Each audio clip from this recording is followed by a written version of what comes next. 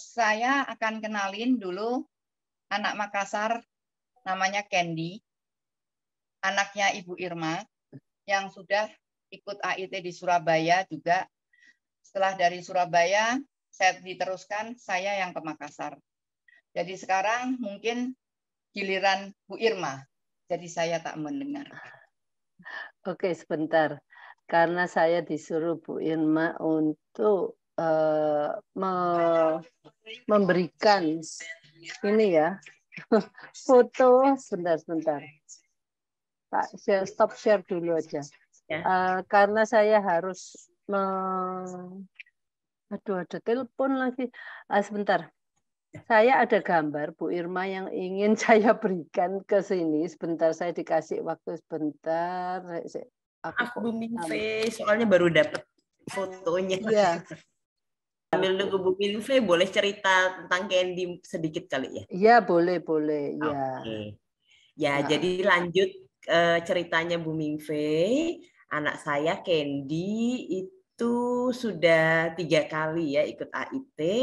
Yang pertama saya dan Candy ke Surabaya.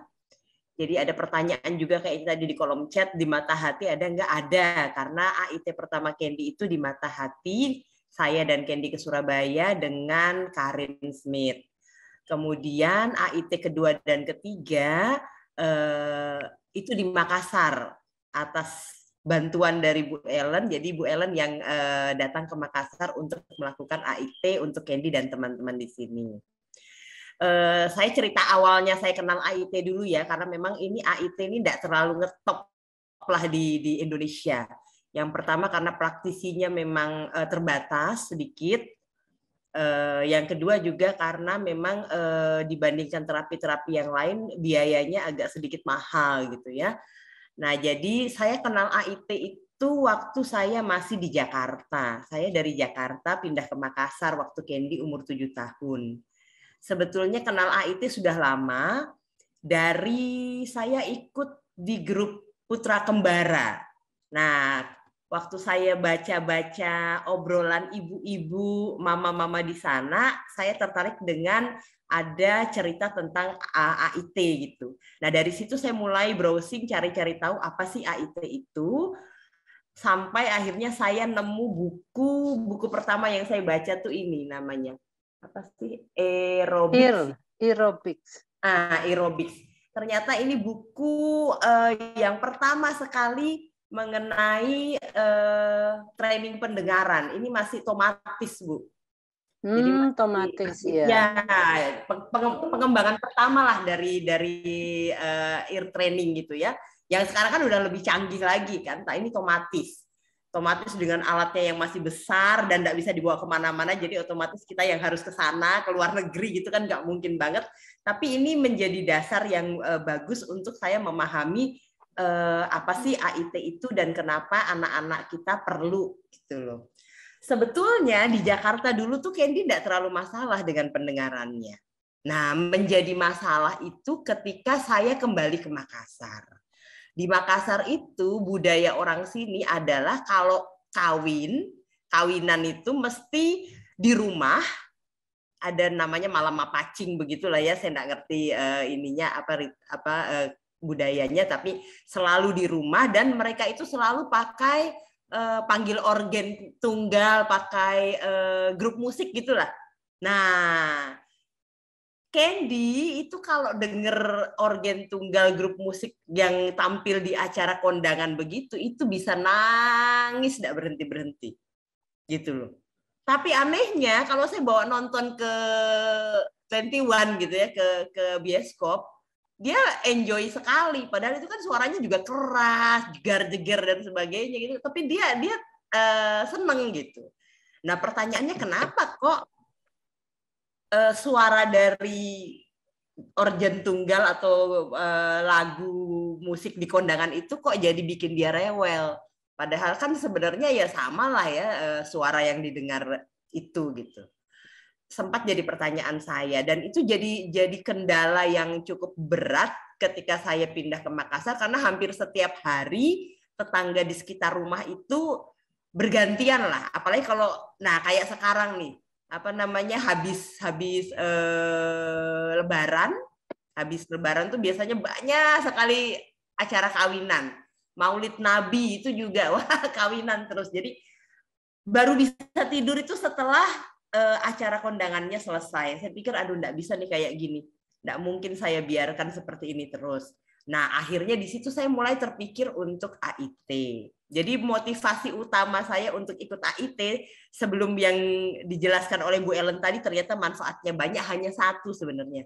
Saya pingin anak saya kalau ada acara kondangan nggak rewel, bisa bikin kita serumah jadi tenang gitu. Hanya itu aja sih. Terus yang berikutnya adalah setelah mencari informasi, ternyata memang AIT itu akhirnya saya temukan ada dua tempat ya. Yang pertama Ibu Ellen, yang kedua ya Bu Mingfei gitu. Kemudian waktu itu saya memutuskan belum. Bu Mingfei dulu sempat berkunjung ke Makassar ya dengan Karin ya Bu Mingfei, ingat nggak? Oh iya. Ya, Ibu Mingfei dan Karin sempat datang ke Makassar presentasi untuk AIT ini. Nah, waktu itu peserta yang minimal yang diharapkan untuk bisa ikut AIT di Makassar itu 10 orang. Dan ya itu tadi yang saya bilang, karena AIT itu jarang orang tahu, biayanya juga cukup tinggi. Kemudian ya namanya orang kan kalau jualan sesuatu yang baru pasti banyak banyak prasangka dan sebagainya kan gitu. Jadi waktu itu peminat yang daftar nggak banyak. Akhirnya nggak jadi diadakan di Makassar. Tapi karena saya pikir ini kebutuhan mendesak buat Candy supaya dia bisa berhenti rewel, akhirnya saya memutuskan ya udah deh saya mau coba untuk ke Surabaya bawa Candy AIT. Di benak saya saat itu adalah saya berpikiran harus ada yang mau maju mencoba dulu supaya ketahuan bagaimana hasilnya dan dia bisa ceritakan itu ke teman-teman lain di Makassar supaya yang lain juga akhirnya nanti bisa ikut gitu. Akhirnya 2015 kalau nggak salah ya. Pertamanya ya 2015 itu saya dengan 2 orang anak terbang ke Surabaya. Kita karena memang AIT itu kan cukup lama ya waktunya, hampir 2 minggu ya, 10 hari. 12 hari ya, karena di tengah-tengahnya ada harus berhenti 2 hari. Kemudian waktu itu juga saya mengalami kesulitan untuk mencari dokter telinga THT untuk otoskopi dan timpano, jadi saya lebih awal terbang ke Surabayanya. Jadi sekitar 2 mingguan itu saya di Surabaya. Nah, di sana di mata hati lah ya, karena memang sudah ada kerjasama dengan dokter THT di sana, jadi mereka sudah sangat terampil lah memegang anak-anak berkebutuhan khusus, jadi saya nggak begitu stres membawa Candy ke dokter untuk melakukan otoskopi dan timpano. Mungkin minta tolong foto ininya Bu, otoskopi dan timpanonya supaya sekalian. Ini foto waktu Candy di Surabaya. Nah, ini timpano ini untuk melihat refleks telinga anak kiri kanan, juga untuk melihat apa ada infeksi ya Bu ya. Jadi ini kita melihat telinga bagian tengah itu, apakah biasanya mereka ada banyak mukus atau ada cairan di telinga bagian tengah gitu. Jadi ini melihat, memeriksa apakah status anak waktu itu telinga bagian tengahnya seperti apa. Nah, ini juga menjadi kendala buat teman-teman yang mungkin anaknya hiperaktif gitu ya. Di Makassar juga begitu. Waktu pertama kali saya cerita tentang AIT, anaknya harus otoskopi, timpano. Wah, nggak mungkin lah. Semua orang tua pada seperti itu reaksinya gitu. Anakku nggak mungkin lah bisa. Tapi ternyata dengan dilatih, kemudian dia melihat Candy dikerjain dan tidak kenapa-kenapa, itu jadi membuat anak-anak mereka akhirnya bisa dihandle kok gitu ya. Jadi seperti itulah gambarannya. Ini hasilnya. Ini kita lakukan berapa ya? 3-5 hari sebelum pelaksanaan AIT ya Bu? Iya. Terus ada pembersihan telinga otoskopi ya, itu juga. Sebelum ini sebelum ini kita melakukan, sebelum timpano ini kita melakukan otoskopi dulu. Mungkin ada fotonya Candy otoskopi, Bu Ellen. Ini apa Bu. ya? Ini kotoran telinganya. Nah, saya itu kan selama ini memang nggak pernah, berarti Candy tuh AIT tuh umur berapa ya? 9-10 tahun. Bayangin 10 tahun nggak pernah saya bawa ke dokter telinga untuk bersihin telinga. Begitu dibersihin, yang keluar tuh kotorannya segede ini. Pantesan ini anak sudah dia mengalami gangguan komunikasi gitu kan. Mendengarnya juga mungkin bermasalah karena terhalang kotoran ini gitu kan. Jadi akhirnya sekarang saya setiap 6 bulan memang bawa dia untuk ke THT pembersihan telinga. Kebetulan kotoran telinganya Candy itu yang kering, jadi nggak bisa dibersihin sendiri kayak pakai cotton bud kayak itu nggak bisa. Jadi dia harus kayak ditarik gitu loh. Nah, gitu. Ini apa namanya, kotoran di telinganya selama 10 tahun. ditabung nih. No wonder sebesar itu. Oke, next, Bu. Sekarang yang kecil gitu ya. Kenapa? Kayak karang kecil. Iya, benar, kayak karang kecil. Ya, memang Giri pernah juga. Iya. Okay. Terus apa namanya, otoskopi itu kan pembersihan telinga. Habis itu baru timpano. Nah, timpano itu sebetulnya syaratnya hanya anak duduk tenang aja sih, karena itu hanya dimasukin alat, terus nanti alatnya itu berdengung, gitu. Iya.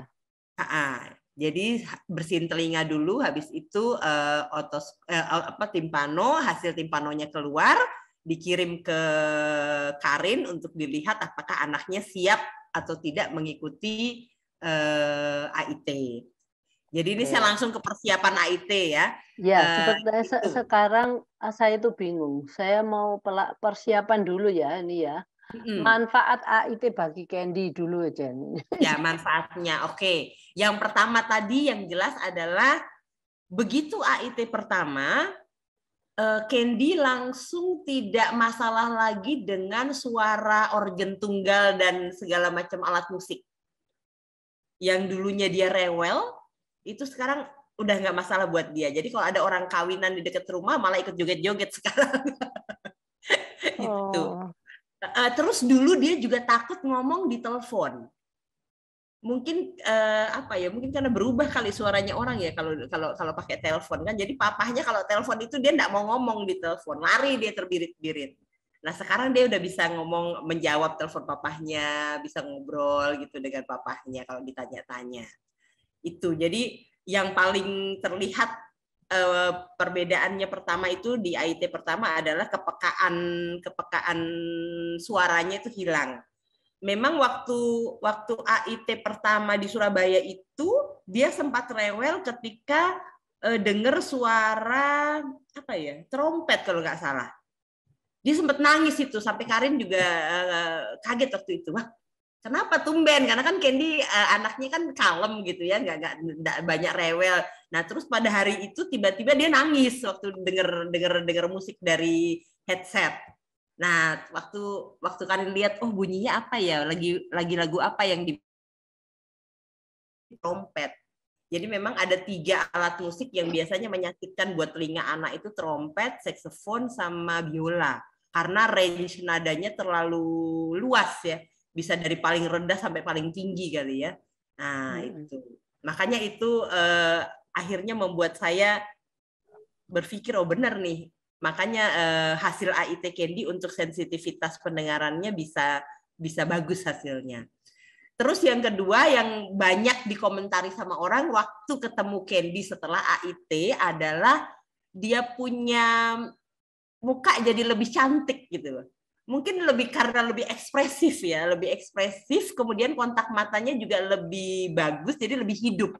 Jadi banyak yang bilang kalau Candy jadi lebih cantik. Kalau di foto pun juga jadi lebih bling-bling gitu loh dibandingkan dengan yang dulu yang blank. Gitu. Terus bicara juga sangat signifikan di Candy. waktu AIT, benar kata Bu Ellen ya, mungkin anak yang sudah bubbling, yang sudah punya modal awal untuk bicara itu ketika ikut AIT jadi lebih cepat gitu ya ininya perkembangannya. Candy itu waktu ikut AIT dia sudah bicara tapi volume suaranya sangat lirih, nyaris tak terdengar, pengucapannya juga masih belum bagus banget.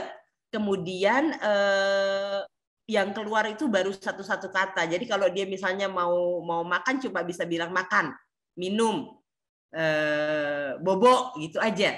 Nah, waktu setelah AIT dia bisa merangkai kalimat lengkap. Candy mau minum, Candy mau makan, Candy mau bobo, tidak mau atau sudah kenyang begitu. Jadi lebih panjang ini kalimat yang diproduksi gitu loh. Dan itu tidak saya ajarkan. Banyak yang bertanya memang gimana cara ngajarin anak bicara lengkap. Waduh, saya nggak tahu juga ya karena saya nggak pernah ngajarin buat Candy sih. Itu terjadi begitu saja gitu. Itu yang AIT pertama. Nah, di AIT kedua itu tiba-tiba dia bisa bertanya. Biasanya kan dia yang ditanyain, sekarang dia yang nanya-nanya ke kita. Tiba-tiba bisa nanya, makan apa? Mama makan apa? Mama masak apa? Nah, itu juga saya tidak ngajarin. Nah, jadi maksud saya kemungkinan besar sih ini anak sebetulnya dia mendengar banyak, dia menyerap, tapi waktu dia mau mengeluarkan itu kayaknya ruwet gitu ya di kepalanya dia ruwet. Nah, begitu sudah mulai AIT, dia mulai bisa ngomong tanpa harus dipikir dulu gitu. Jadi spontan, ngomongnya spontan, enggak perlu disuruh-suruh lagi atau disuruh, kalau kita ngajar ngomong pertama kan tiru gitu kan, disuruh meniru, enggak perlu lagi. Dia udah bisa mengeluarkan secara spontan apa yang dia pikirkan gitu. Itu sih yang sangat menonjol. Kemudian yang berikutnya adalah motoriknya. Nah, Candy ini memang dia hipotonus ya. Jadi tonus ototnya tuh lemah sehingga kesulitan untuk menulis dan mewarnai.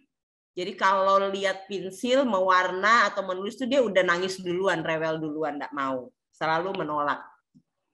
Setelah AIT, ini enggak langsung ya. Awal-awalnya ada juga saya stres karena awal-awalnya itu dia justru enggak mau sama sekali menulis. Yang dulunya bisa dibujuk-bujuk, tiba-tiba enggak mau sama sekali megang alat tulis. Nah, tapi di titik tertentu tiba-tiba dia ambil spidol, terus dia nulis-nulis sendiri di whiteboard. Bu Irma, mungkin ada satu yang saya masih ingat waktu AIT Candy. Itu Candy katanya kalau mandi itu nggak bisa ambil gayung sendiri untuk betul. Itu ya. Ya. Itu ambil gayung, terus ini mengarahkan shower. Jadi shower itu kalau dia mandi pakai shower ya kalau cuma di depan aja dia kayak patung nyemprot gitu tuh. Nah, setelah AIT dia udah mulai lebih koordinasi tangannya kali ya, jadi lebih bagus ya Bu Mive ya. Jadi showernya itu udah bisa dikiriin, dikananin, ketengahin gitu. Tuh. Terus ngangkat kalau mau ada gayung, ada isinya air biasanya nggak kuat ya katanya. Ya, dulu gayung juga ininya nggak kuat. Sama gosok gigi dulu juga begitu. Kalau kita sikat gigi itu dia nggak bisa goyangin sikatnya gitu loh. Nah, setelah AIT dia sudah bisa iniin sendiri, gerakin sendiri. Kalau dulu kalau sikat gigi selalu kita prom. Jadi dia pegang sikat, tangannya yang kita gerakkan gitu. Ya, itu sih untuk motoriknya. Tapi yang paling menonjol memang di berenang kalau Candy. Mungkin karena dia punya ini ya, keseimbangannya udah lebih bagus ya. Jadi mengapungnya lebih bagus. Dia sekarang kalau berenang pun harus di kolam yang dalam, yang 2 meter. Kalau kakinya masih napak di lantai, dia bakal jalan. Karena anak saya cukup tinggi, jadi kalau saya berenang, saya selalu cari kolam yang paling dalam memang. Baru deh beneran dia berenang. Oke.